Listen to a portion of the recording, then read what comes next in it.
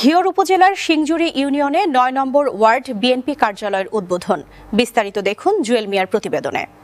মানিকগঞ্জের ঘিওর উপজেলার সিংজুরি ইউনিয়নের ৯ নম্বর ওয়ার্ডে বাংলাদেশ জাতীয়তাবাদী দল বিএনপির নতুন কার্যালয় উদ্বোধন করেছেন মানিকগঞ্জ ১ আসনের ধানের শীষ প্রতীক নিয়ে সংসদ সদস্যপদ প্রার্থী এস.এ. জিন্নাহ কবির মানিক।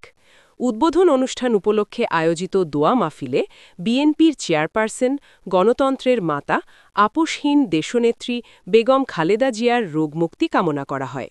অনুষ্ঠানে উপস্থিত ছিলেন সিংজুরি ইউনিয়ন বিএনপির সভাপতি আব্দুল কাদের মিয়া, সাধারণ সম্পাদক রেজাউল করিম রেজা, যুবদলের সভাপতি রিপন মিয়া, যুগ্ম সাধারণ সম্পাদক জাহাঙ্গীর মিয়া এবং বিএনপি ও অঙ্গ সংগঠনের নেতৃবৃন্দ।